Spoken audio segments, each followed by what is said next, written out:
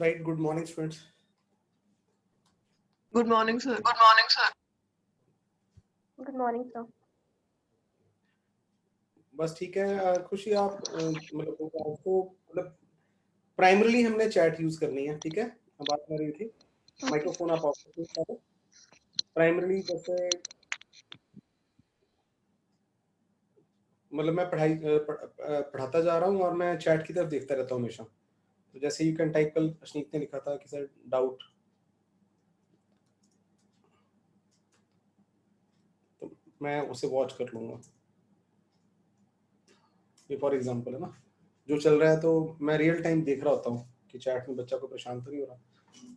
दरअसल और उसके बाद अगर मुझे लगे कि मैं जैसे आपकी बात समझ नहीं आई मुझे, तो we can use the microphone as well, right.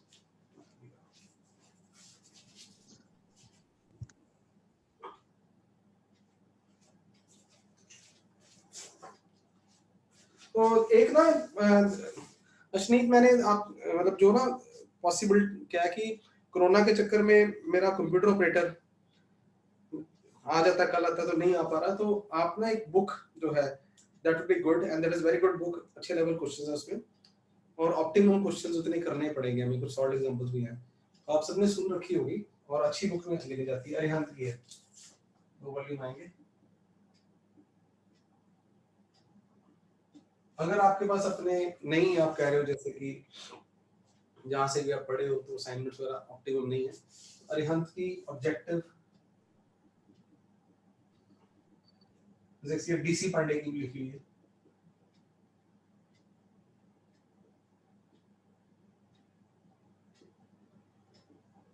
Volume 1 and volume 2। तो आप अर्लीस्ट एक आध दिन में आई हैव दिस बुक, बड़ी अच्छी बात है। तो दमन एंड खुशी, आप भी इसको एक्वायर कर लो ताकि हम एक सेम प्लेटफॉर्म पे होंगे। प्लेटफॉर्म पे होने का मतलब मैं आपको होमवर्क बता सकता हूँ, इतना कर लो, ये सॉल्व एग्जांपल्स कर लो, कुछ आप 5-7 सॉल्व एग्जांपल हो गई, तो साथ में और भी जो एमसीक्यूज हैं, एग्जांपल्स हैं, बहुत अच्छा है। तो इसी को फॉलो कर रहे हैं फिर। दमन ओके करो।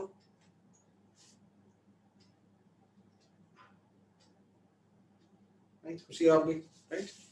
तो हम आगे चल रहे हैं यहाँ से। आज मैं करा रहा हूँ आपको बर्नौलीज प्रिंसिपल मेनली। उससे पहले थोड़ा सा equation of continuity, fluid in motion.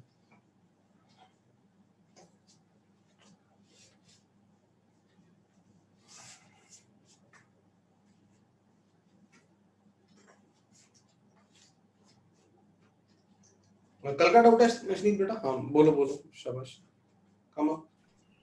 Sir एक आपने लिखवाया था कि आप थ्रस्ट। हाँ हाँ, एक मिनट।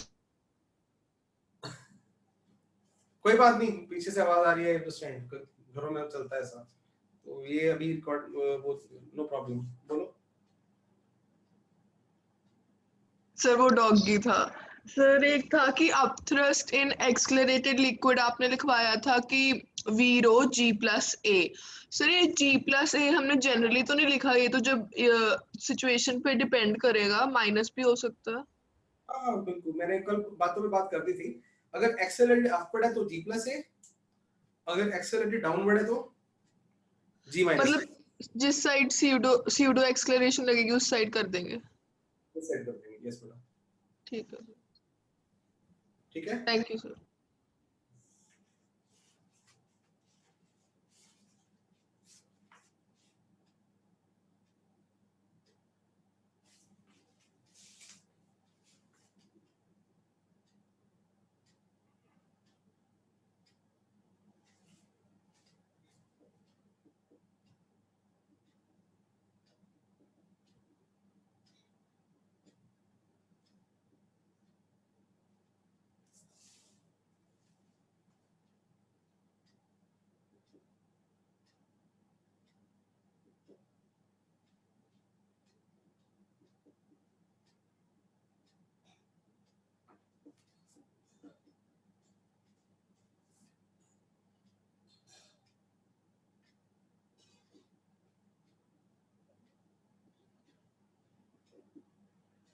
मान लो बच्चों ये टैप है कोई, और टैप को हमने ओपन किया और काफी मतलब दैट इज फास्ट वाटर आ रहा है इसमें। तो ये रियल लाइफ सिचुएशन है कि वाटर ऐसे हैजर्ड मोशन कर रहा है, हैजर्ड। और दूसरा कि टैप को हमने बड़ा कम खोला हुआ है, या it is like pouring the oil, किसी में से ऐसे तेल एक कंटेनर से दूसरे में डाल रहे हैं, या टैप का अभी कम खोला हुआ है, तो इस तरह का मोशन कई बार हमें मिलता है देखने को। ये दोनों मोशन है, दोनों मोशन में फर्क है। यहाँ पे ये ऑर्डर्ड मोशन है, ये डिसऑर्डर्ड मोशन है। Disordered is like turbulent. और आप अभी एक मान के चलो कि हम एक एक्सपेरिमेंट कर रहे हैं और आपने देखा इसको, यहाँ पे ना कोई हमने किसी तरीके से समहाउ यहाँ पे इंक, बड़ी फाइन पेन के जरिए इंक इंट्रोड्यूस कर रहे हैं, और ये वीडियो आपने देखा तो देखते क्या है कि वो बिल्कुल सीधा। अगर यहाँ से कोई ब्लू इंक कर रहे हैं तो वो भी सीधा। There is no intermixing of the molecules, एक पॉइंट से दूसरे पॉइंट पे कोई मिक्सिंग नहीं हो रही यहाँ पे। और वीडियो में कुछ आपको ट्रबल आ रही है, वीडियो फ्रीज हो रहा हो, फ्रेम्स आ रही हो? It is continuous. मेरे हल्का सा हुआ था लैपटॉप पे, it is fine. No sir. ठीक है, थैंक यू। तो try to write in chat please, है आपको आदत पड़ जाएगी। तो यहाँ से क्या हो रहा है कि यहाँ से जो मॉलिक्यूल्स आ रहे हैं ना, पीछे से आ रहे हैं, वो मॉलिक्यूल दाएं या बाएं नहीं जा रहे, वो सीधे ही जा रहे हैं। तो ये जो लाइंस बन गई इनको हम स्ट्रीमलाइन बोल देते हैं। तो अब मैं यहाँ पे इनकी प्रॉपर्टीज पे आ रहा हूँ। इन जनरल अगर ये कोई पाइप है जिसमें लिक्विड चल रहा है और स्ट्रीमलाइन फ्लो में चल रहा है, तो मेन प्रॉपर्टीज क्या है कि अगर ये पॉइंट हम यहाँ खड़े हो गए और पीछे से मॉलिक्यूल्स आ भी रहे हैं, लेकिन इस पॉइंट से जो भी मॉलिक्यूल गुजरेगा ना उसकी वेलोसिटी v1 ही होगी। तो स्ट्रीमलाइन फ्लो में किसी पॉइंट पे खड़े हो गए हम, तो उस पॉइंट से जितने मॉलिक्यूल गुजर रहे हैं वेलोसिटी सेम से गुजरेंगे। 2 पे से गुजर रहे हैं तो v2 होगी। v2 और v1 अलग हो सकते हैं, लेकिन यहां से all molecules will pass with the same velocity. तो these are the properties streamline की। और two streamlines can not intersect with each other, तो ये आपकी बेसिक बुक में सारा दिया होता है। तो स्ट्रीमलाइन फ्लो मैं बोल रहा हूं फटाफट कि दो स्ट्रीमलाइन इंटरसेक्ट नहीं कर सकते, and velocity is tangential to that intersect, tangential to the streamline. यानी कि यहां मुझसे पूछे व्हाट इज द वेलोसिटी, मैंने टेंजेंट बना दी। तो क्वेश्चन क्या बना कि दो स्ट्रीमलाइन इंटरसेक्ट नहीं कर सकते। क्यों नहीं कर सकते? अगर हमने बोला इंटरसेक्ट है, ये 1 है 2 है, इसके हिसाब से वेलोसिटी इधर को रहेगी, इसके हिसाब से वेलोसिटी इधर को रहेगी। तो कंसेप्चुअल क्वेश्चन बन सकते हैं यहाँ पे। तो दिस वाज स्ट्रीमलाइन फ्लो।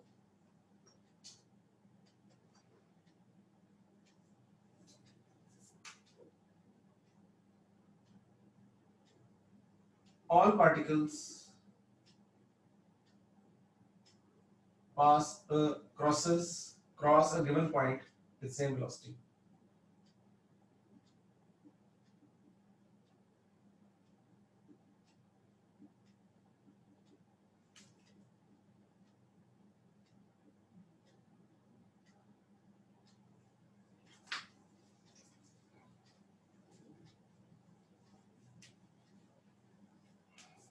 अब हमारा यहाँ पे आ रहा है equation of continuity.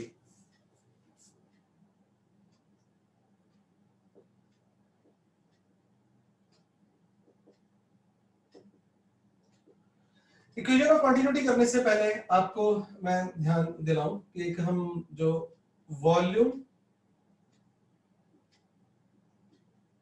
Crossing per unit time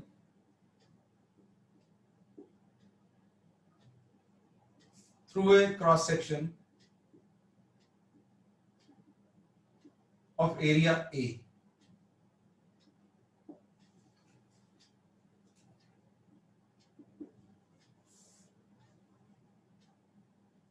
मान लो ये कोई क्रॉस सेक्शन है, तो आपको आंसर पता होगा, आपने देना है।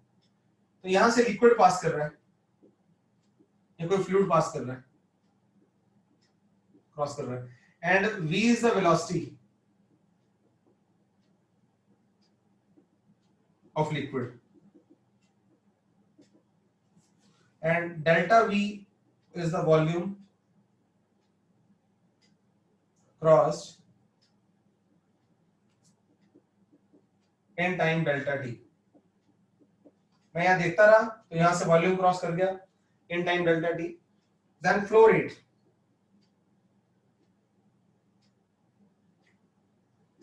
फ्लो रेट का सिंबल मर्जी अपनी अपनी, लेकिन स्टैंडर्ड बुक्स में ये दिया होता है. Flow rate is called volume crossing per unit time.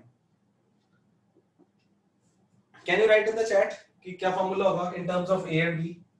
तब तक मैं क्लियर कर रहा हूं.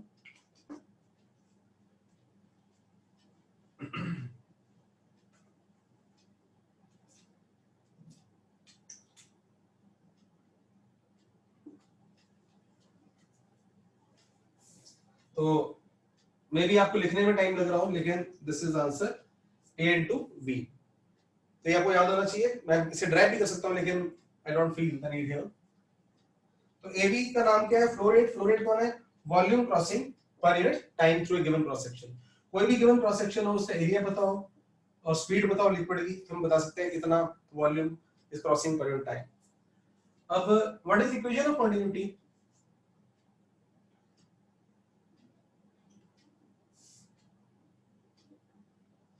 अगर किसी पॉइंट पे एरिया a1 है और वेलोसिटी v1 है,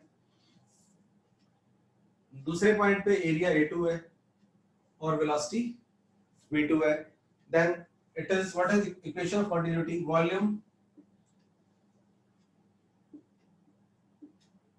फॉर एन इनकम्प्रेसिबल लिक्विड.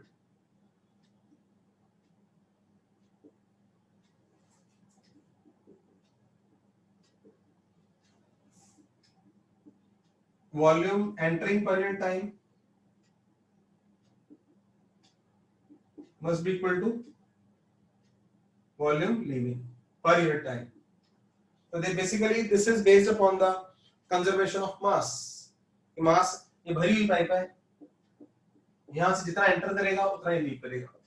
तो कंसेप्चुअल क्वेश्चन भी बन सकते हैं कभी-कभी, है ना, ABCD ऑप्शंस. यहाँ क्या आएगा? A1 V1 is equal to A2 V2, which is equal to AB is equal to constant. For a given flow, this product is constant. तो आपको याद है यहाँ पे AB constant. As I told you कि अगर चीजें सिंपल होंगी थोड़ी सी, तो मैं मीडियम स्पीड से चलता रहूंगा ताकि सिलेबस हमने जल्दी फिनिश करना है. जहां लगेगा मुझे टिपिकल है वहां स्लो हो जाऊंगा. लेकिन कहीं अगर मेरी assumption गलत हो जाए, मैं सोचूं ये तो पता ही है बच्चों को, और आपको उतना मजा ना आया हो वो चीज समझने में, then you can easily ask for doubt, right? तो यहाँ पता है कि जहाँ पे एरिया कम हो गया वहां वेलोसिटी बढ़ गई. तो this was about equation of continuity.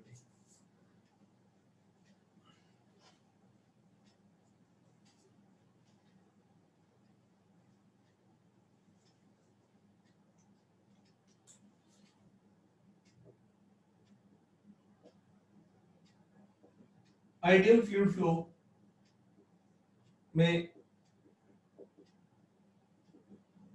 fluid is incompressible, non-viscous,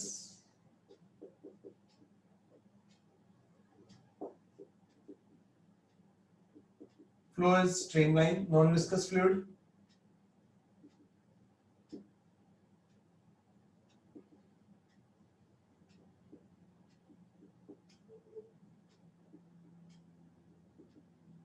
irrotational flow.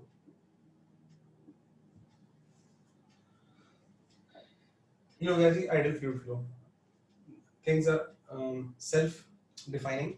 यहाँ पे अब हम बात करने जा रहे हैं that is energy of a flowing. बातें फ्लूइड के लिए ट्रू है. मैं लिखने में लिक्विड आदत पड़ी है तो लिक्विड ही लिखता जाऊंगा, राइट? तो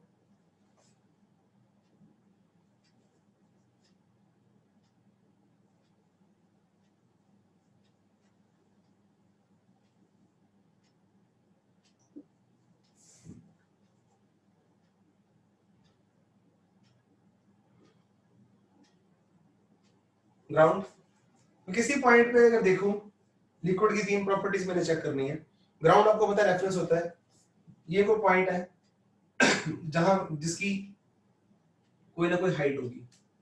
इस पॉइंट पे लिक्विड की कोई ना कोई स्पीड भी होगी, और इसी पॉइंट पे लिक्विड के अंदर कोई प्रेशर भी होगा।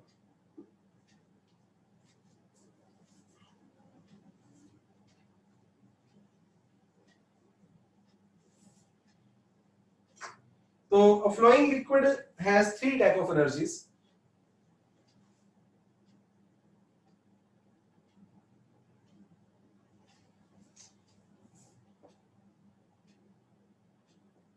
Number 1, gravitational potential energy. Number 2, kinetic energy. Number 3,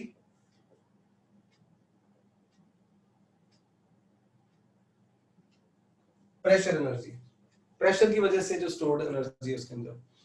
तो इन दो को तो पहले हम यहाँ बात करने जा रहे हैं। We are talking about gravitational potential energy per unit volume at a point. What do I mean by it? Adjective पूरे ध्यान से पढ़ने हैं। तो पी पॉइंट पे ना मैंने कोई एलिमेंट ले लिया लिक्विड का, और इस एलिमेंट का कोई ना कोई मास होगा डेल्टा m, और इस एलिमेंट की ही वेलोसिटी भी है। तो मैं as a it will be nonsense to talk about कि लिक्विड की पोटेंशियल एनर्जी कितनी है। रीजन है लिक्विड यहां भी है, लिक्विड यहां भी है, कहीं पे लिक्विड की हाइट कम है, कहीं पे लिक्विड की ज्यादा है। We can talk about some element only, और वो भी पॉइंट पे आ जाएंगे। तो हम तो अगर मैं बोलूं what is the gravitational potential energy of this element, और इस एलिमेंट का डेल्टा मास है, और इसी का कोई ना कोई वॉल्यूम होगा।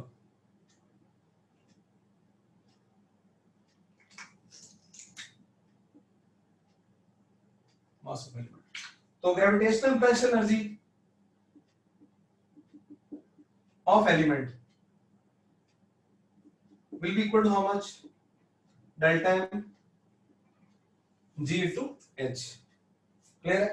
तो हाइट यहां पे दी हुई है और g तो आपको पता ही होता है। तो what will be this thing? Gravitational potential energy per unit volume delta m upon delta v gh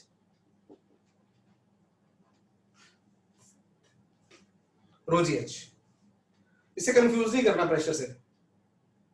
ये रो जी एच प्रेशर का फॉर्मूला नहीं है ना, किसका है? Gravitational potential energy per unit volume. By chance से शक्ल मिल रही है, प्रेशर डेप्थ पे होता है ये, बल्कि वी आर टॉकिंग अबाउट किसी हाइट पे। बर्नौलीज प्रिंसिपल में बच्चे गलती खाते हैं, वो मैं नहीं बता रहा। When we are talking about gravitational potential energy, we are not talking about pressure. इस रेफरेंस से कितनी हाइट पे वो एलिमेंट, तो इस पॉइंट पे हमने एक एनर्जी निकाल दी। अब बताओ kinetic energy.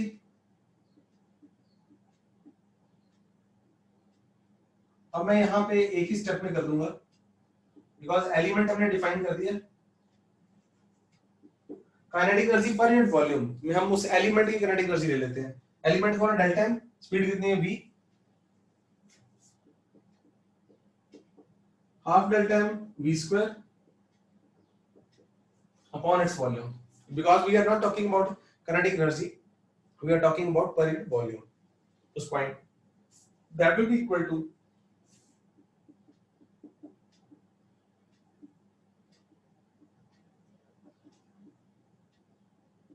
it will be half rho v square।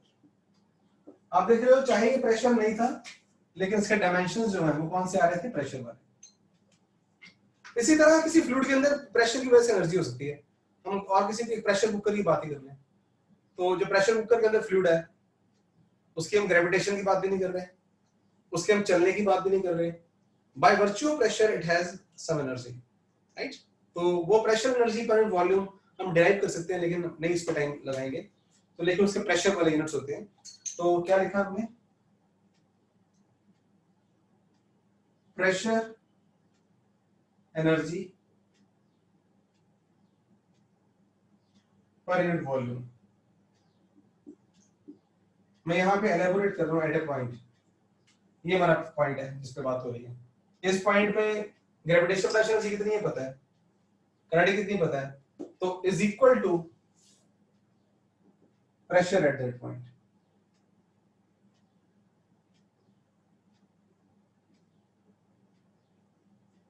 ठीक है, मैंने प्रूव नहीं किया लेकिन इनडायरेक्टली आपको हिंट दे दिया। एक तो आप याद करो कि energy per volume, energy density के जो यूनिट्स हैं कौन से, प्रेशर वाले हैं। तो एक लिक्विड की 3 एनर्जीज होती हैं, राइट। और अगर ये आइडियल लिक्विड है, कहीं पे विस्कोसिटी नहीं, फ्रिक्शन नहीं, इसका मतलब कहीं पे किसी प्रकार का लॉस ऑफ एनर्जी नहीं हो रहा, तो बर्नौलीज प्रिंसिपल क्या कहता है, Bernoulli's principle is a restatement of law of conservation of energy applied to flowing fluid, ideal flowing fluid. तो अब हम कहते हैं कि अगर हम इस पॉइंट 1 पे खड़े हैं, इसकी कोई हाइट होगी, बिल्कुल होगी। यहाँ पे वेलोसिटी होगी, इसकी बिल्कुल होगी। क्या इस पॉइंट पे कोई प्रेशर होगा, क्यों नहीं होगा। 3 चीजें आ गई मेरे लिए। कहता पॉइंट 2 पे चले जाएं, हाइट सेम रहेगी, नो। वेलोसिटी सेम है, नो। प्रेशर सेम है, नो। इवन और तो और हो सकता है एरिया भी सेम ना हो, वो भी कल को आपस में कर लेंगे। तो टोटल एनर्जी, पहले तो total energy per unit volume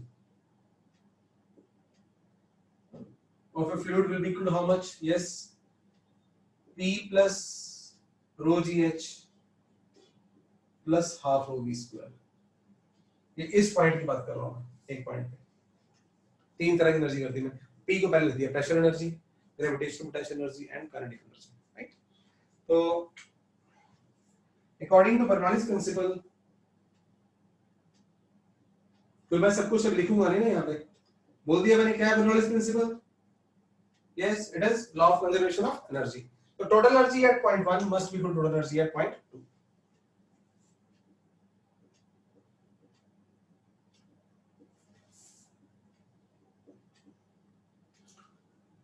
चलो जो आगे पीछे लिख दिया, हाफ रो जी एच 1।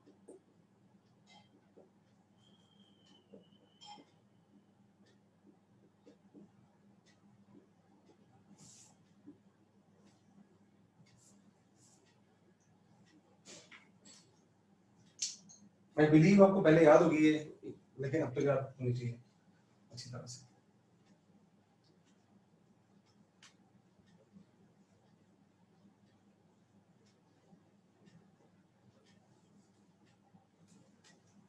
और इसी स्टेटमेंट को P plus half rho V square plus rho G H is equal to what, constant. Other forms, अगर मैं इसको रो से डिवाइड कर देता हूं, दैट इज रो जी से,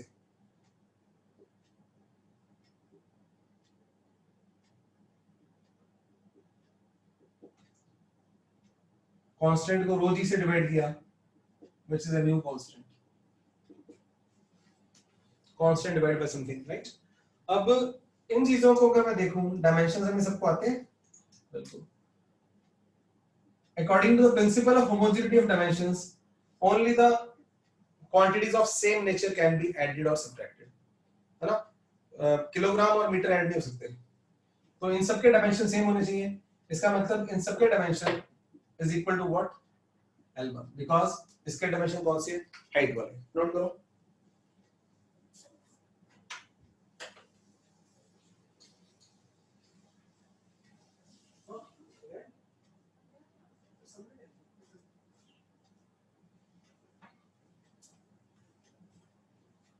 तो क्लियर है।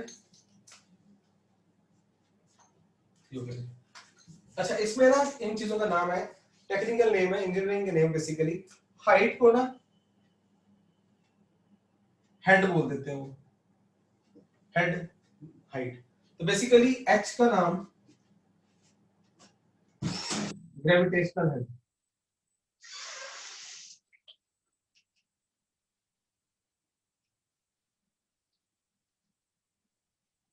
वी स्क्वायर बाय 2g के डायमेंशन भी हाइट वाले होंगे, इसलिए उसको भी हाइट क्या नाम दे दिया, वेलोसिटी हेड। और p बाय रो जी के डायमेंशन भी हाइट वाले, लेकिन प्रेशर की वजह से है, तो उसका नाम प्रेशर हेड। बड़ा सिंपल क्वेश्चन होगा, लेकिन वो बोल देगा व्हाट इज वेलोसिटी हेड। तो वेलोसिटी आप निकाल चुके होंगे, तो आपको निकालना होगा v स्क्वायर बाय 2g। अब आ गया Bernoulli's principle for horizontal flow.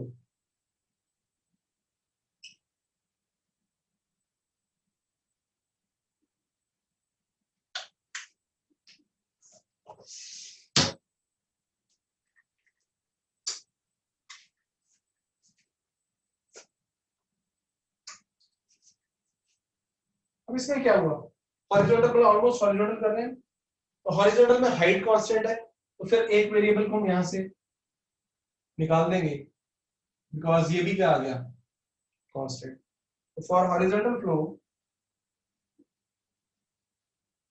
Height is constant, क्या मिला, p plus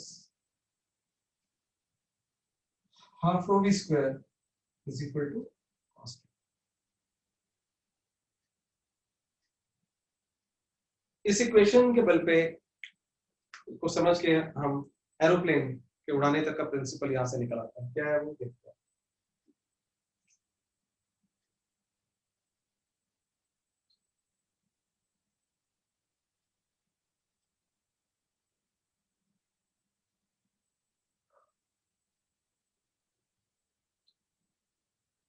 let us do है, इसमें क्या कह रहा है कि p plus this is constant, तो बताना है ना, अगर किसी सेम फ्लोइंग फ्लूइड में जो वेलोसिटी इंक्रीज होगी, what will happen to pressure, pressure should decrease. क्यों बोला कि दोनों का सम क्या आना चाहिए, कांस्टेंट, और वाइस वर्सा, जहां वेलोसिटी कम है वहां प्रेशर बढ़ जाना चाहिए।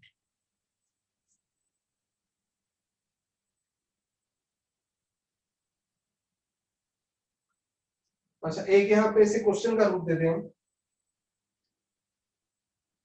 अगर यहाँ v1 है, यहाँ a1 है, यहाँ v2 है और यहाँ a2 है,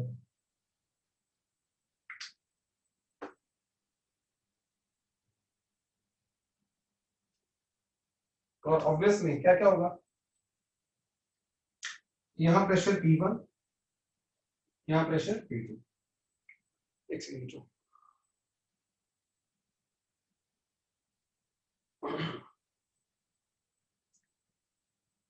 तो लगाओ इसको इक्वेशन को,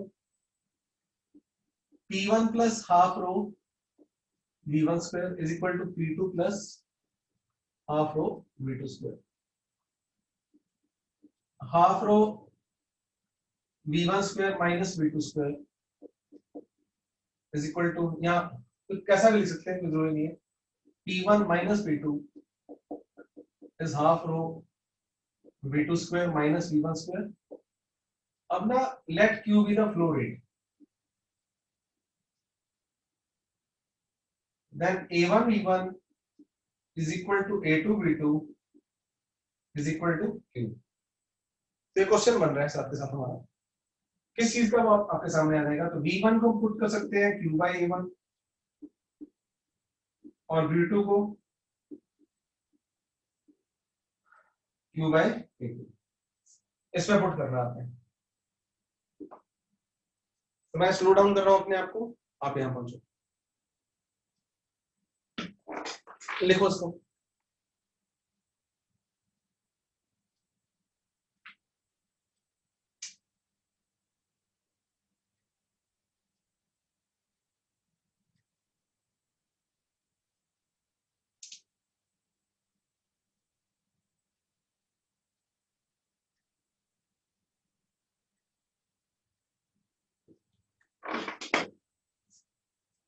हमारे पास आ गया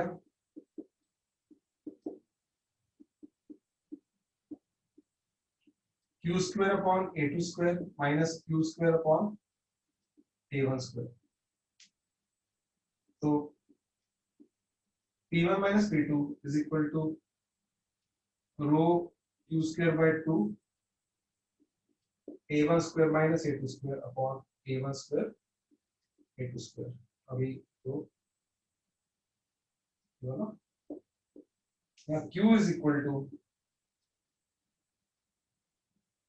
q square is equal to 2 times p1 minus p2 upon what rho और क्या आएगा a1 square a2 square upon a2 square minus a1 square.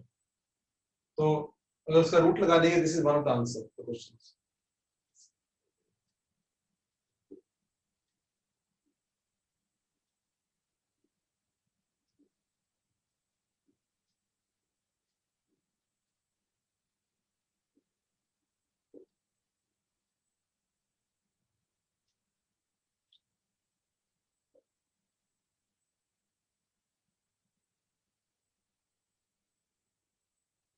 एक क्वेश्चन का आंसर देना आपने चैट में लिखना है, ठीक है. इसमें वापस आओ. इस सिचुएशन में मैं क्वेश्चन को कॉम्प्लेक्स कर रहा हूं कि a2 is given less than a1, ये गिवन है. तो आपने बताना है p2 और p1 की क्या रिश्तेदारी है. इफ इट इज गिवन कि a2 आराम से, और इस इक्वेशन में आंसर है और इक्वेशन ऑफ कंटिन्यूटी में आंसर है. तो चैट में आपने तीनों ने आंसर देना है. That is A, B and C.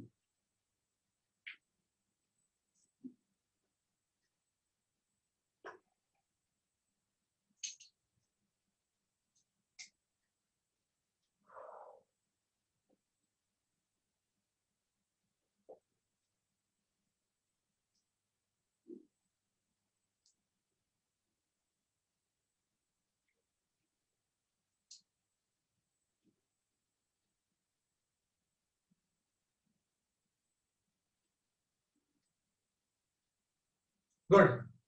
तो हुआ क्या बेसिकली, एरिया डिक्रीज हुआ ना.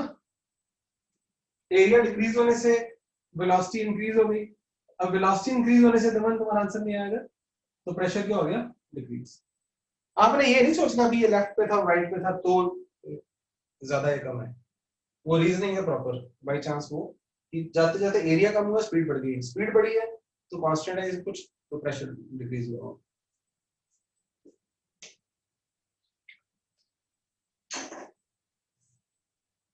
Just give me 1 second, मैं आपको डेमो छोटी सी दिखाऊं. एरोप्लेन के उड़ने की डेमो. एरोप्लेन तो नहीं बनाएंगे, लेकिन ये आंसर एक क्वेश्चन ये है. अब आपने पहले से किया हुआ वेरी गुड है. अगर नहीं किया हुआ तो आप समझ रहे हो कि ये दो पेपर्स आपको नजर आ रहे हैं, ये ना पैरेलल में रखे हुए. तो अगर मैं इन दोनों के बीच में ब्लो करूँ ना, तो कोई भी कॉमन सेंस की बात करें, साइंस में आती हो, तो नॉर्मल आंसर दोनों में से ब्लो करता हूँ बीच में से, तो they should go apart. Common sense ये कहती है कि दोनों दूर जाएंगे, राइट. लेकिन आप देख रहे हैं अभी मेरे सामने ही, अगर मैं बीच में से ब्लो करूंगा तो ये नजदीक आ जाएंगे.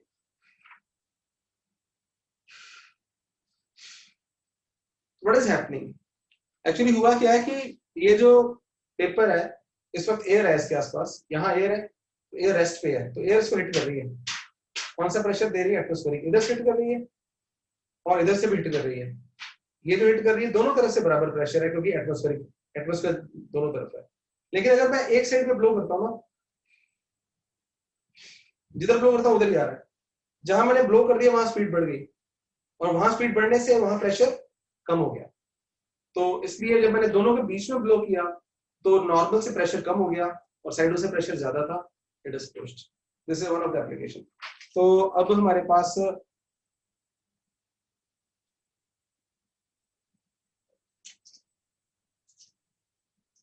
यस एरोफॉइल डिजाइन, एरोप्लेन का, वो मतलब जीके वाली बात है. उसके बाद क्वेश्चन जो आ सकता है एनसीईआरटी में भी दिया हुआ है और रीड में तो आ ही सकता है.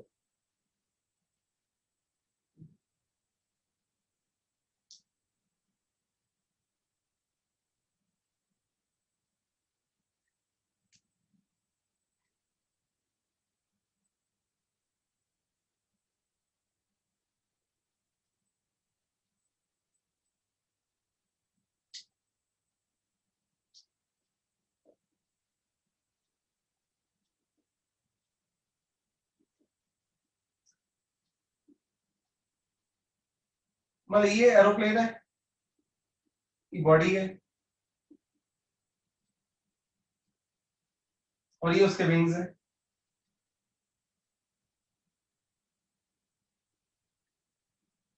एक्चुअली विंग्स भी जो है वो ऐसे पतले तो होते नहीं, तो विंग्स का जो क्रॉस सेक्शन है ना बेसिकली बच्चों, वो इस तरह से, स्पेशली इसका क्रॉस सेक्शन है इसका ठीक से।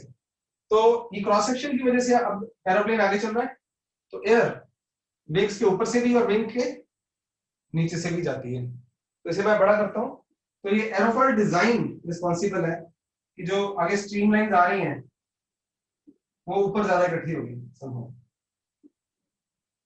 और मैनेवरिंग भी होती है। मैनेवरिंग का मतलब होता है कि पायलट के हाथ में होता है इसको कैसे करना थोड़ा बहुत। तो इस डिजाइन में व्हाट हैपेंस कि अगर मैं इसको बोलूं यहाँ पे पॉइंट 1 है ऊपर वाला, पॉइंट 2 है, तो नीचे स्ट्रीमलाइन कम है ऊपर स्ट्रीमलाइन ज्यादा है। हाँ, यहाँ से मुझे बात है स्ट्रीमलाइन की एक प्रॉपर्टीज और है कि वो, लेकिन मैंने आप पे छोड़ा था कि जरूर पढ़ोगे आप, तो वो बुक भी आ जाएगी तो आपको मैं बता ही दिया था। जहां पे स्ट्रीमलाइन ज्यादा हो ना वहां पे वेलोसिटी ज्यादा है। इलेक्ट्रिक फील्ड लाइंस की तरह ही है इसकी प्रॉपर्टीज। तो जहां कंसंट्रेशन ज्यादा हो स्ट्रीमलाइन की वहां वेलोसिटी ज्यादा होती है। वो आपको वैसे ही दिख रहा है A1 B1 से A2 B2 से। तो सब ऐसा डिजाइन किया जाता है कि ऊपर स्ट्रीमलाइंस इकट्ठे हो जाते हैं, नीचे स्ट्रीमलाइंस कम हो गए। तो इस खुशी में क्या हुआ कि दैट इज यहाँ V1 स्पीड है, यहाँ V2 है, तो V1 is greater then V2। तो इस चक्कर में इसके ऊपर जो प्रेशर है, यहाँ प्रेशर इसको विंग्स को लग रहा है और एक यहाँ से लग रहा है pressure P2। What will happen, अगर स्पीड ज्यादा है यहाँ पे, वहां पे प्रेशर कम हो गया, तो P2 is greater then P। तो इसको नेट फोर्स मिल जाती है। फोर्स मिले कितनी, एरिया ऑफ विंग्स लेना है आपको। तो ये कार्यक्रम विंग्स के ऊपर हो रहा है और नीचे A is the area of wings, तो अपलिफ्ट, अप थ्रस्ट नहीं है ये अपलिफ्ट है। Delta F is equal to P2 minus P1 into A, area of wings। अब बर्नौलीज प्रिंसिपल क्या कहता है कि for the same flow P1 plus half rho P1 square is equal to P2 plus half rho V2 square, और हमें P2 minus P1 चाहिए,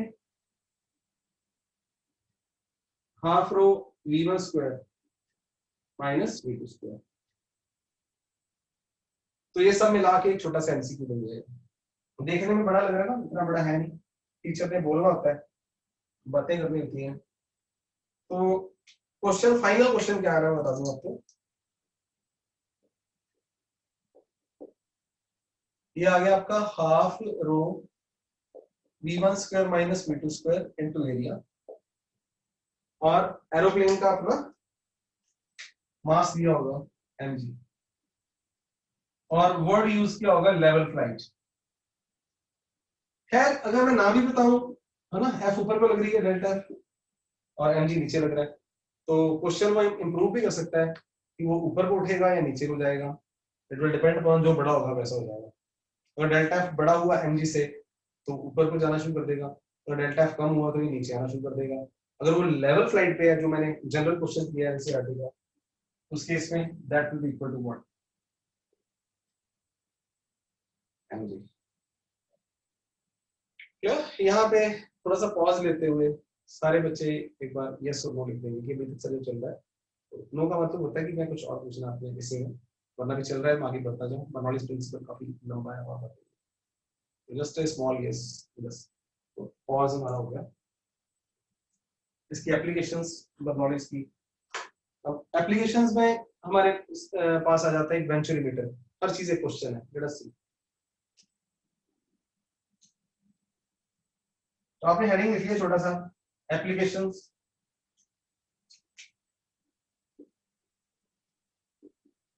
of Bernoulli's principal. इसमें भी ना कुछ क्वेश्चंस पहले करने हैं ये भी, कि blowing off the roof of a hut, right. तो अगर ये रूफ है तो नॉर्मली नॉर्मल डे में अंदर एटमॉस्फेरिक प्रेशर है, बाहर भी एटमॉस्फेरिक है, इट्स ओके, इट्स फाइन। लेकिन क्या हुआ, बाहर अगर विंड ब्लो करी तो व्हाट इज इंटरेस्टिंग कि विंड इतनी ब्लो करी कि दीवारों को कुछ नहीं हुआ, लेकिन रूफ ऊपर को उठ गई, ऊपर हवा में उड़ गई। व्हाट हैज हैपेंड कि बाहर वाली विंड चल रही है, अंदर यहाँ पे एयर रेस्ट पे है, तो आउटसाइड पे प्रेशर क्या हो गया, ये इनसाइड था और आउटसाइड में ज्यादा प्रेशर कम हो गया नॉर्मल एटमॉस्फेयर से, तो बाहर कम हुआ तो वो रूफ ऊपर को उठ गई। तो this is the blowing away of the roof, right. तो अब आ गया हमारे पास वेंचुरीमीटर। लिखो venturimeter is the flow meter as well, which measures the flow of liquid in a pipe.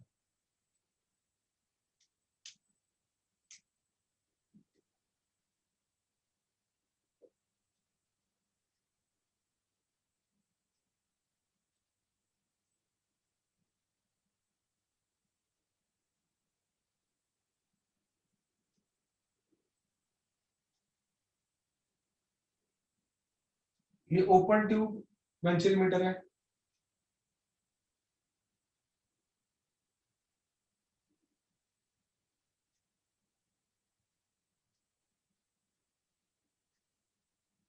बड़ा कम किया होता है ऐसे, लेकिन बोर्ड पे शो करने के लिए बहुत ज्यादा।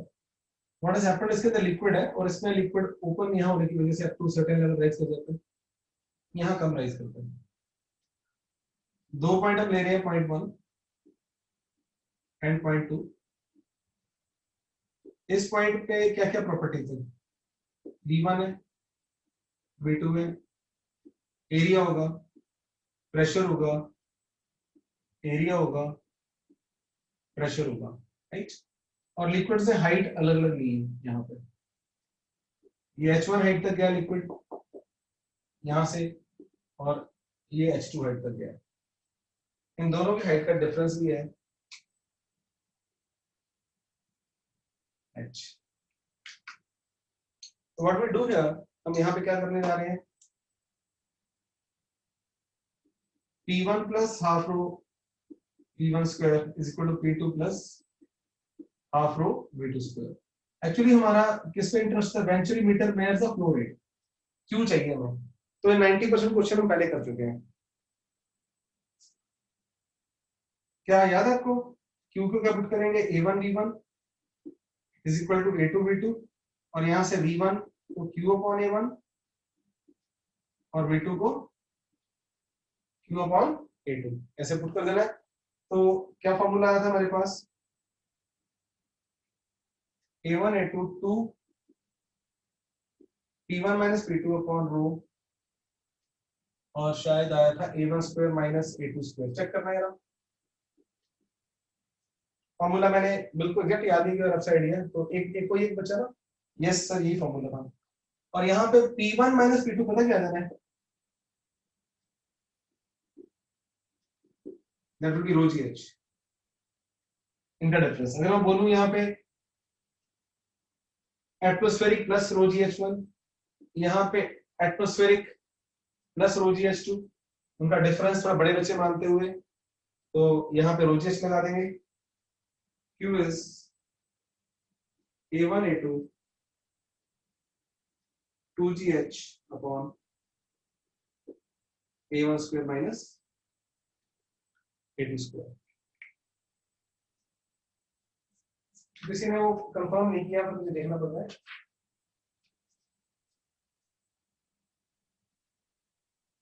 राइट,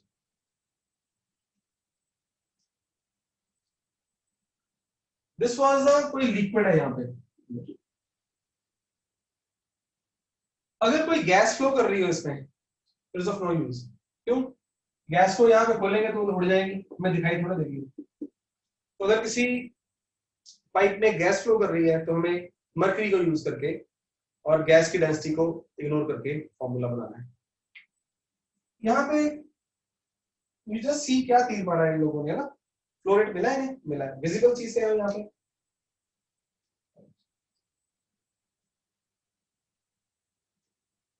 यहाँ पे हम ग्रेजुएशन लगा रहे हैं, कितना डिफरेंस आ रहा है, क्या हो रहा है, तो difference is the symbolic of flow rate. जितना फ्लो रेट ज्यादा होगा डिफरेंस ज्यादा हो जाएगा, जितना फ्लो रेट कम है उतना डिफरेंस कम हो जाएगा। तो अब आ जाएगा क्लोज ट्यूब वेंचुरीमीटर। बिल्कुल इसके जैसा है, बस हमने पाइप क्लोज कर देना है।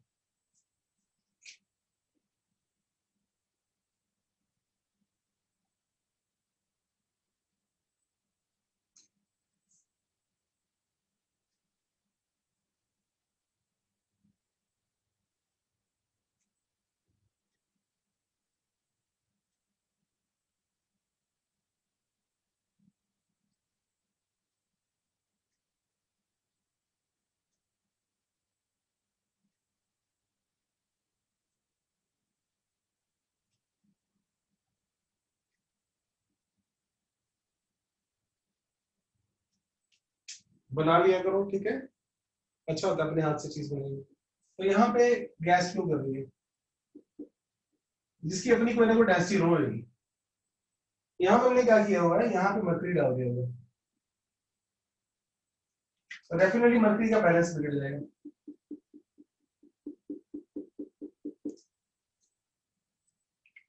क्योंकि इस पॉइंट पे और इस पॉइंट पे प्रेशर्स जो है डिफरेंट है। यहाँ प्रेशर ज्यादा है, ये ज्यादा दबा देगा इसको, और यहाँ प्रेशर कम है। तो सेम चीजें, ये A1, ये B1, ये B1, ये B2, ये A2, ये B2, राइट, और इन दोनों का विजिबल डिफरेंस। यहाँ पे एक चीज का जो फर्क आना है, दो तरह के रो आ जाएंगे। देखो गैस का रो यूज हो रहा है बर्नौलीज इक्वेशन में, है ना, गैस का rho half rho V square, right, और यहाँ कौन सा रो आएगा जब प्रेशर का डिफरेंस मापेंगे, तो यहाँ रो मर्करी का, मर्करी विजिबल होता है, चमकता है। तो जब प्रेशर डिफरेंस लगाएंगे तो अगर इस H हाइट को यूज करना है तो रो दूसरा मर्करी का यूज होगा। सेम यहाँ रो गैस का, और यहाँ कौन, रो GH, रो ऑफ मर्करी का। आओ मेरे साथ,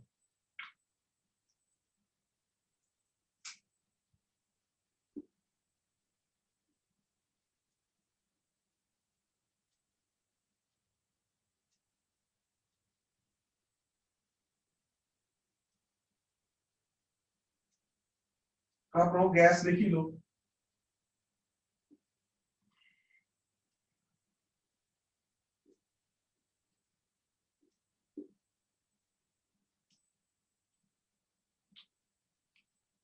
ठीक है जी, तो ये हमारे क्वेश्चन हो गए। अब next, one of the very important concept is Torricelli law, या एफ्लक्स, वेलोसिटी ऑफ एफ्लक्स। तो वो हम कर रहे हैं यहाँ पे। आप लंबी सांस ले लो, मैं भी पानी का घूंट पी रहा हूँ।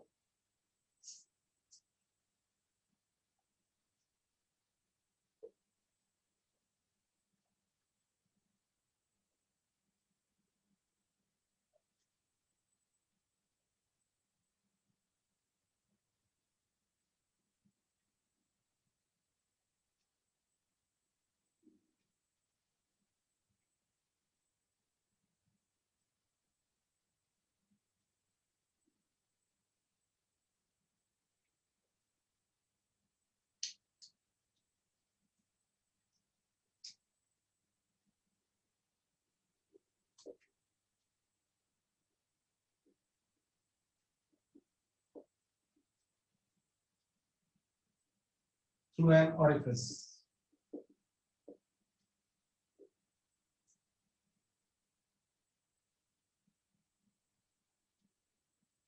Orifice is supposed to be a very small hole, right?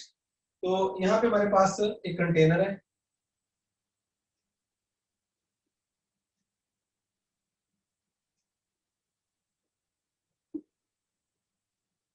और ये ऑरिफिस है, और कंटेनर का जो ओपन सरफेस है, ओपन या क्लोज भी हो सकता है, कोई नहीं पड़ता। लेकिन मेन बात जो आपको बतानी है, बहुत सारी बातें ध्यान से सुनना इस तरह। इसका एरिया मैं ए ले रहा हूं, राइट, तो फिलहाल इसे क्लोज ही कर देते हैं। चलो, और क्लोज होने से यहाँ वेपर प्रेशर है, तो यहाँ पे कोई ना कोई प्रेशर पी नॉट कर रहा हूं मैं, राइट। और ये ऑरिफिस से लिक्विड बाहर आना शुरू हो जाना है। This V is called velocity of flux, और ये ऑब्वियसली आपको पता है नीचे गिरेगा लिक्विड, राइट, और उसकी कोई ना कोई रेंज होगी। इस ऑरिफिस की डेफिनेशन रहती है कि कितनी डेप्थ पे फ्री सरफेस है, और व्हाट इज हैपनिंग, ये लिक्विड ऐसे फ्लो कर रहा है स्ट्रीम में। We are interested in these two points suppose. अच्छा, इसकी कोई ना कोई नीचे को वेलोसिटी रहेगी, बी नॉट कह देता हूं, और इसकी बी है। इस ऑरिफिस का भी एरिया ऑफ क्रॉस सेक्शन होगा, बिल्कुल होगा, उसे मैंने छोटा ही बोल दिया। और इसके अलावा बिकॉज ये ऑरिफिस खुल चुकी है, ओपन टू एटमॉस्फेयर है, तो यहाँ पे प्रेशर हमने कौन सा लेना होता है, एटमॉस्फेरिक प्रेशर। तो सेम फ्लो ऑफ लिक्विड के दो पॉइंट्स मिल गए हमें, जिसके हम क्या लगा सकते हैं, बर्नौलीज प्रिंसिपल। अब ये आपकी टेस्टिंग है वो रो जी एच वाली। अब ये दो पॉइंट्स जो मिले हैं, ये हॉरिजॉन्टल फ्लो नहीं है लिक्विड का, वर्टिकल ये फ्लो है। तो दोनों पॉइंट्स की ग्रेविटेशनल पोटेंशियल एनर्जी अलग अलग है, प्रेशर्स अलग अलग है, एरियाज अलग है, वेलोसिटी अलग है, बहुत कुछ है। तो इसको पॉइंट 1 बोल दें, इसको पॉइंट 2 बोल दें। तो अगर ग्रेविटेशनल पोटेंशियल एनर्जी लेनी है तो मुझे कोई रेफरेंस लेना पड़ेगा, चाहे इसको लूं चाहे इसको लूं। तो आपको पता ही रेफरेंस वो ले जो आसानी करे। अगर ये रेफरेंस लेंगे तो फालतू की हाइट बीच में आ गई, तो वही प्रेफर जहां ऑरिफिस है ना, डेटम वर्ड आप समझते हो, हाँ बिल्कुल, ग्रेविटेशनल पोटेंशियल एनर्जी आप जरूर लेते हैं, तो नहीं समझते तो आपने समझ लिया, रेफरेंस पॉइंट हमने इसको मार दिया, यहां से लेंगे पोटेंशियल एनर्जी। अगर मैं इसकी बात करूंगा, पी नॉट कौन है, pressure energy per unit volume, half rho V not square, rho कौन है, इसकी डेंसिटी लिक्विड। और अब ये क्या है, काइनेटिक एनर्जी। अब ग्रेविटेशनल पोटेंशियल एनर्जी यानी mgh, m की जगह पे दिस g, और यहां से इसकी हाइट है। दूसरा पॉइंट कौन सा है, ये वाला, ये 2 ये 1। इस पॉइंट पे प्रेशर कितना है, एटमॉस्फेरिक। स्पीड कितनी है, half rho V square plus 0, because इसी को हमने रेफरेंस ले लिया होगा। तो यहां तक कोई मुश्किल हुई है, बहुत जरूरी था। इसके आगे एवरीथिंग इज सिंपल। अब क्या हो सकता है कि अगर मैं बिल्कुल ही क्वेश्चन डाल दिया आपको जिसमें कोई भी अप्रोक्सीमेशन नहीं है, तो आप बता सकते हो बी की वैल्यू। लेकिन बी की वैल्यू इतनी, थोड़ा सा इसमें एक कष्ट और करना पड़ेगा, हमें क्या करना पड़ेगा, ए वी नॉट को जोड़ना पड़ेगा, किसके साथ, ए वी के साथ। वी नॉट को रिप्लेस मारना पड़ेगा ए अपॉन ए इंटू बी। तो ये कष्ट थोड़ा सा आप करोगा, क्या करो फिर, इसको let me do it for you people, मैं कर देता हूं। फालतू चीजों को एक तरफ करो, P not minus P A plus rho G H plus half rho B square minus B not square. तो 2 P not minus P A upon rho plus 2 G H is equal to B square minus A upon A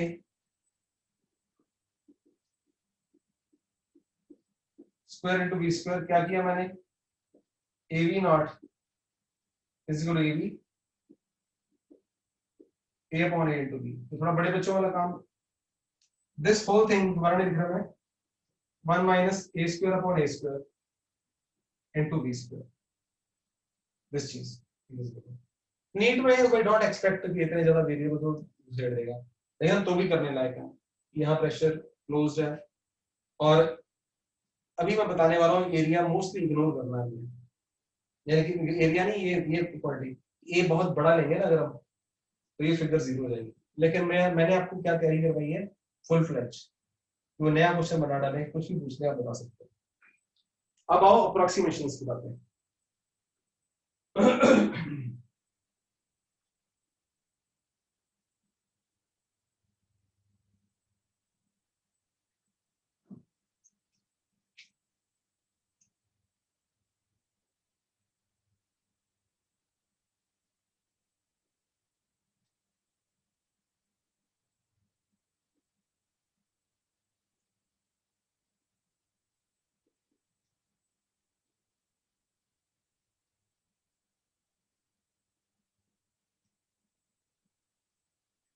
a is greater than a, जैसे v को हम nearly equal to 0 ले सकते हैं। आप समझो, denominator बहुत बड़ा हो जाएगा ना, तो उसकी वजह से ये प्रैक्टिकली यार देखो, ये ऑरिफिस से छोटा सा छेद है, तो ये तो पानी जाता दिख रहा बाहर, लेकिन ये टैंक का पानी नीचे आता हुआ इतनी फास्ट से दिखाई नहीं दे रहा, तो velocity v not can be almost ignored अगर एरिया बहुत बड़ा था। तो आपका ये आंसर आ जाएगा यहाँ पे।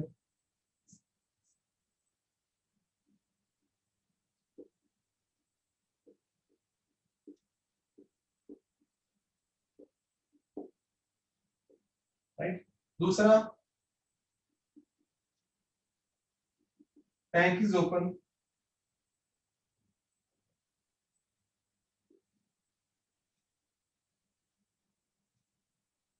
Atmosphere and is greater than A. तो स्पेशल केस आप अपने ऑपोजिट भी बना सकते हो कि टैंक ओपन है, ये ग्रेटर नहीं है, तो भी आप कर लोगे। टैंक ओपन का मतलब क्या है वो बता दूं आपको, ये ओपन हो गया तो यहाँ कौन आ गया, एटमॉस्फेरिक प्रेशर।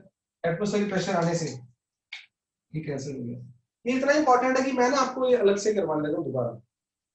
हालांकि पहले यहाँ से पुट कर दे, क्या क्या पुट करें कि ये हो गया, ये हो गया, हाँ कर, तो पहले फायदा उठाएं, v आ गया √2gh। याद करो इसको, सबसे कॉमन केस आएगा कि जब ओपन टैंक की स्मॉल ऑरिफिस से जो लिक्विड आ रहा है उसकी वेलोसिटी है √2gh। This is called Torricelli law.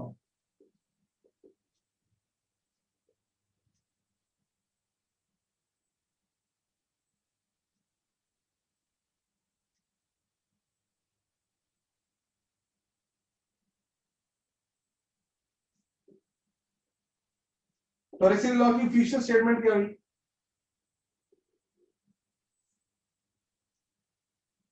यहां भी एटमॉस्फेरिक है, यहां भी एटमॉस्फेरिक है। तो टॉरिसेली लॉ की इंग्लिश में स्टेटमेंट क्या है कि velocity of a flux at a depth h is same as that of an object which has been falling to height h। ये उसकी स्टेटमेंट टॉरिसेली लॉ, राइट। तो अब इसके आगे बातें और बढ़ती हैं, जो लॉज ऑफ मोशन से भी आ रही है, कुछ और भी आ रही है।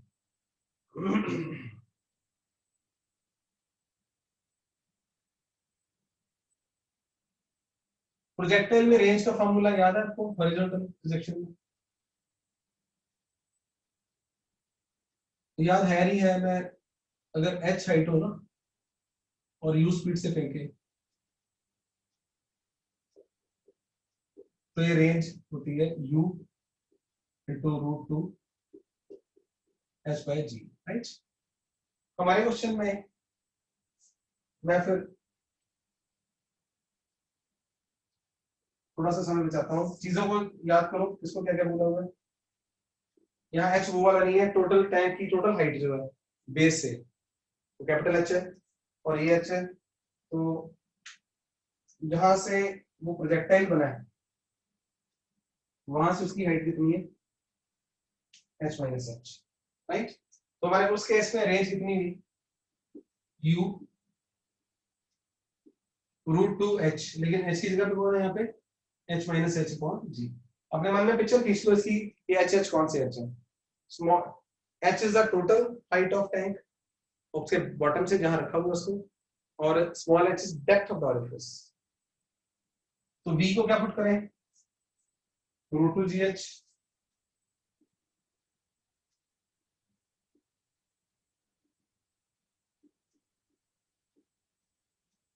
r इज 4 का √2 बाहर आ गया, and h into h minus h। कहता है रेंज दो डेप्थ के लिए सेम होती है।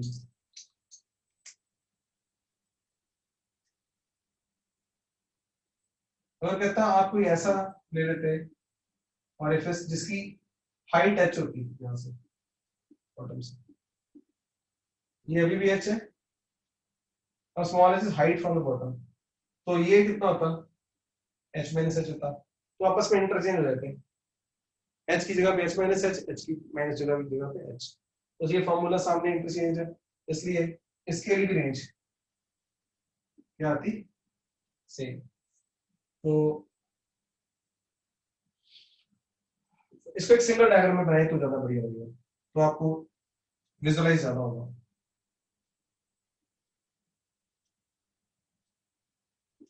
कहता दो ऑरिफिसेस हैं इधर, एक एच डेप्थ पे और एक एच हाइट पे, दोनों सेम जगह दी गई है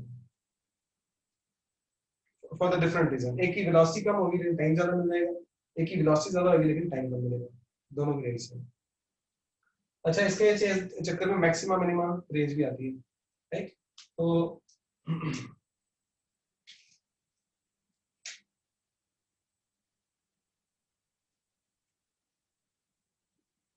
टू ऑरिफिसेस है ना फॉर सेम आर, अब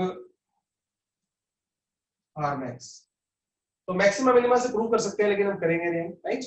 कहता अगर इसके सेंटर में, क्रैश कोर्स में थोड़ा सा टाइम बचाना ही होगा, बस कुछ करना है। ये कहता अगर एच है ना तो एच बाय 2 पे ज्यादा करके बताओ। रीजन है बहुत ऊपर करने से ऐसे नीचे गिर जाता है, बहुत नीचे करने से ऐसे नीचे गिर जाता है। तो सेंटर में अगर ये रहे ना तो आर कैसा लगा मुझे, मैक्सिमम, राइट।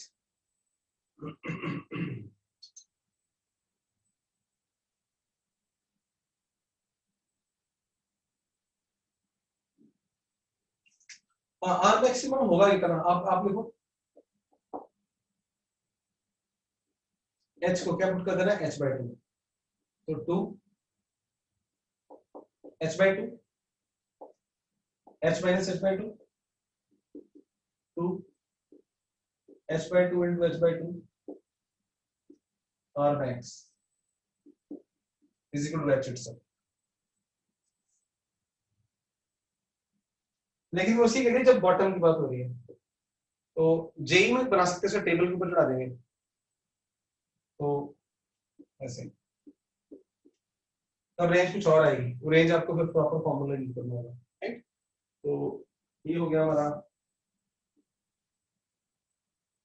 टॉरसियन लॉ। इसके और भी बातें हैं, लेट्स डिस्कस।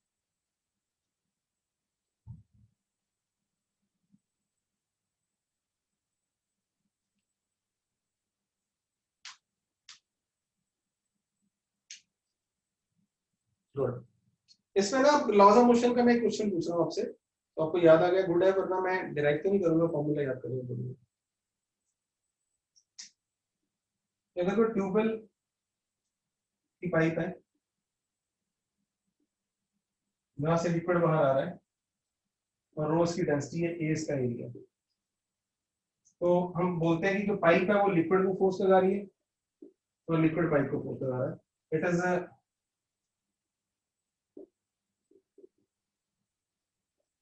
लिक्विड या pipe, right. Variable mass system बोलते हैं इसको। जब पाइप से लिक्विड बाहर आ रहा है नेचुरली वो पाइप को फोर्स लगा रहा हो पीछे को, और पाइप लिक्विड को लगा रही है। ये फॉर्मूला कोई बच्चा चैट पे लिख दे, छोटे मोटे इंग्लिश यूज करके, किनको आता है तीनों में से, तीनों को आता है तो तीनों यस तो लिखी दो पहले, कॉन्फिडेंस है।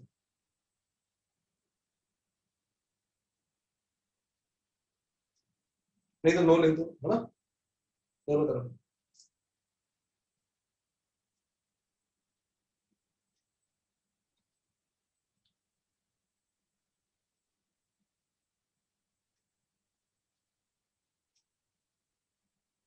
गुड अश्नीत, खुशी एंड दमन आपको आता है, खुशी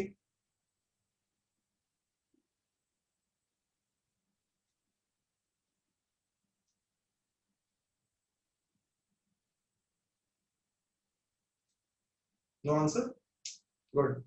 तो चलो हम यहाँ टाइम ही वेस्ट करेंगे, इस formula is rho A B square, force का फॉर्मूला है, राइट। तो अब यहाँ कहाँ आ गया, यहाँ पे इस क्वेश्चन में हाउ हम क्या क्वेश्चन बनाएंगे,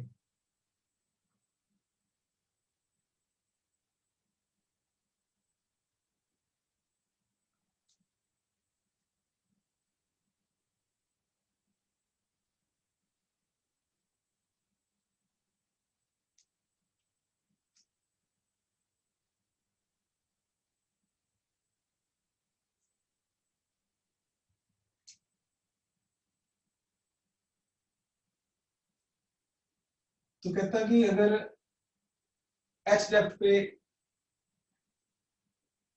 हमने होल कर दिया हुआ है, इस होल का एरिया a है, उसकी वेलोसिटी b है ना, तो यहाँ से लिक्विड ऐसे बाहर आ रहा है ना, तो इक्वल एंड ऑपोजिट फोर्सेस लगेंगी, तो इसको फोर्स करने वाली है किसको, कंटेनर इसके अंदर लिक्विड भरा पड़ा है, तो वो force will be how much, force will be rho a v square, and v square is how much, root 2 gh का square, तो इसलिए force is 2 rho 2a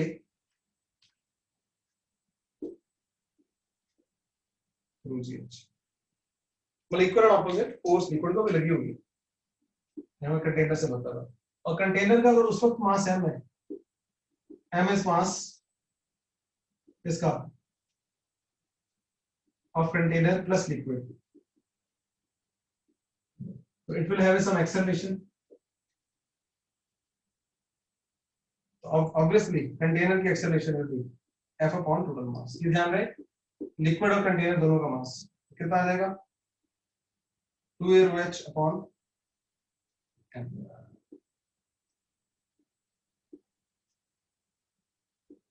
massless container, तो इसे ना एक्सेलरेशन ही बोल देते हैं, सिंबल्स मेरे पास कम ये चलने देते हैं, ठीक है, एक्सेलरेशन, तो अगर मासलेस कंटेनर है और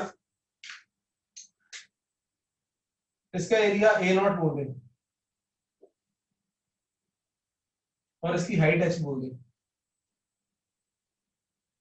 तो फिर मास सिर्फ किसका आ जाएगा, मास ऑफ लिक्विड, लिक्विड का मास क्या होगा, volume of liquid into density, volume कितना होगा उसका a into h into 2,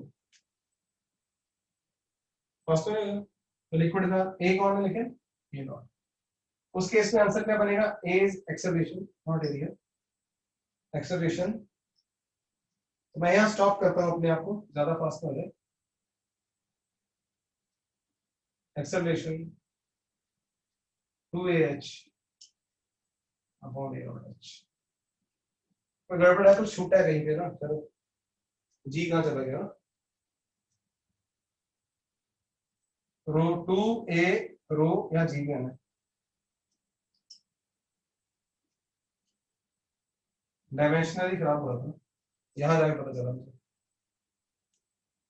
तो मैं यार रुकता हूँ, सांस लेता हूँ, आप आराम से बचाओ उसको, फोर्स लग रही है तो इनिशियल एक्सेलरेशन होगी बेसिकली, इनिशियल क्यों, थोड़ी देर बाद तो पानी वानी कम हो जाएगा तो कुछ और होगा, वो बड़े स्टैंडर्ड क्वेश्चन है,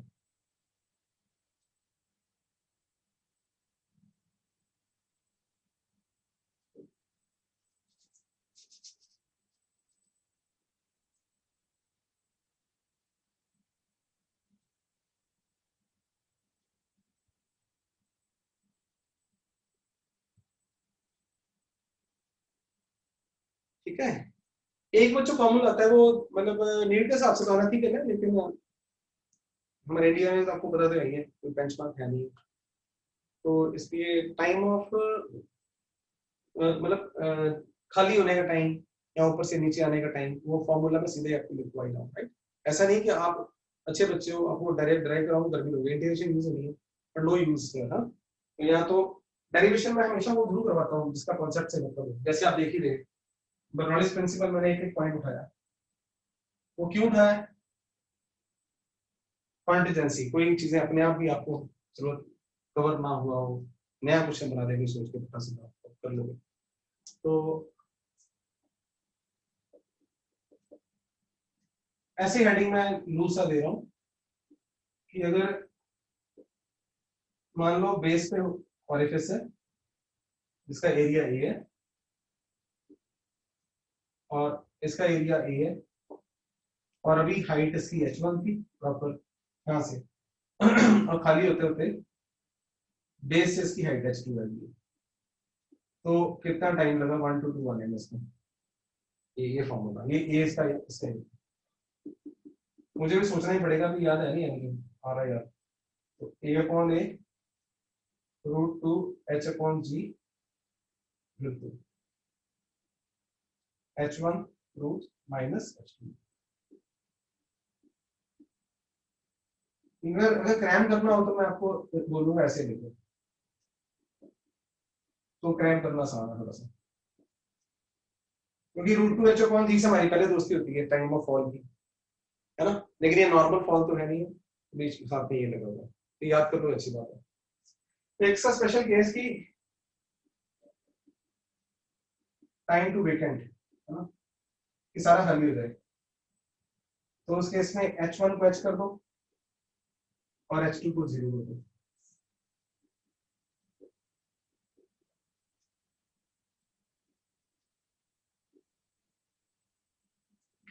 सेफ्टी के लिए फॉर्मूला देख लो एक बार, है ना, ठीक है, यही है, क्योंकि गुड।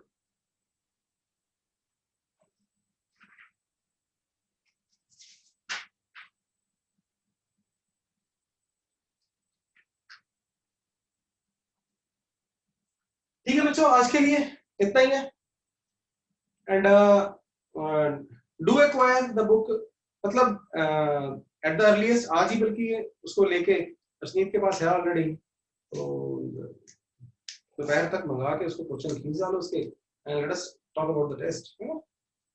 टेस्ट आपका यहाँ तक के पार्ट का इकट्ठा लेता हूँ मैं, फिर बनाना सौखा रहता है। क्या pressure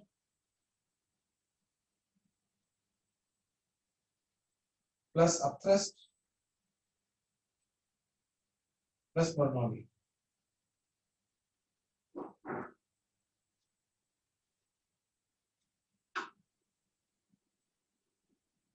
today is Tuesday,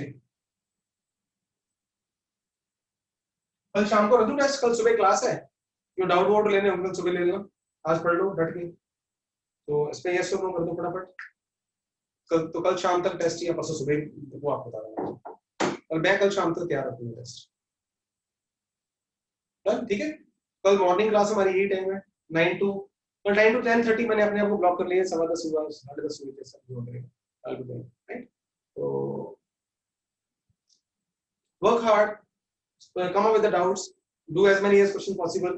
DC Pandey की लेकिन एक प्रॉब्लम है कि उसमें क्वेश्चंस लेवल के अच्छे होते हैं, कई नीट लेवल से ऊपर होते हैं, खास करके पीछे वाले, तो पीछे जो एंड में दिए हुए हैं हायर ऑर्डर वाले हैं, तो उन क्वेश्चंस को हम कर जरूर लेंगे। कईयों का क्या करना है आपने, देखो क्वेश्चंस कर रहे हैं, सॉल्व पीछे सॉल्यूशंस भी दिए होते हैं, आपने सॉल्यूशन देखने नॉर्मली देखना, क्वेश्चन करते अटक गए, सॉल्यूशन देखना पड़ा आपको, सॉल्यूशन देखा, अगर वो इतना बड़ा सॉल्यूशन है ना किसी क्वेश्चन का, तो मेरे से डिस्कस कर लेना है, वहीं पर रिलैक्स हो जाना, दिमाग नहीं खराब करना, उसको समझने की कोशिश नहीं करनी, मेरी बात समझ, ताकि आपका टाइम क्रैश कोर्स है, आप बायो भी पढ़ो अच्छी तरह से, केमिस्ट्री भी पढ़ो, तो ये डीसी पांडे बुक पर हर चीज की एज ए टीचर में पता चाहिए बुराइयां सब होती है, तो जो क्वेश्चन नॉर्मली अटका आपने जोर लगाया कर लिया, फिर आपने सॉल्यूशन देखा, हिंट देखा, जो 10 क्वेश्चन कर रहे 2 के हिंट देखने पर नहीं हुआ, लेकिन हिंट वाज ओके, जेन्युइन है, तो कोई बीच में एक ऐसा क्वेश्चन आ जाए कि वो उसने आधे पेज का सॉल्यूशन लिखा हुआ, पौने पेज का, है ना, सॉल्यूशन लिखा हुआ है, तो उसको समझने की कोशिश नहीं करनी, कहना सर ये डाउट था तो मैं आपको बता दूंगा कि इसको स्किप कर देना है, या इसका कोई और शॉर्टकट है या नहीं है, रेलेवेंट है भी है, ऑलराइट। तो गुड नाइट फॉर टुडे, कल मिलते हैं फिर। अब माइक्रोफोन ऑन करके अगर कुछ पूछना आपके मन में कुछ है, please switch on all of you the microphone, जाती बार दिल की कोई भड़ास निकालनी है तो निकाल सकते हैं, तो दिल में बात ना रह जाए। यस मेरे बच्चों, अगर कुछ नहीं है तो गुड नाइट बोलो और चलो। Thank you sir. Thank you sir.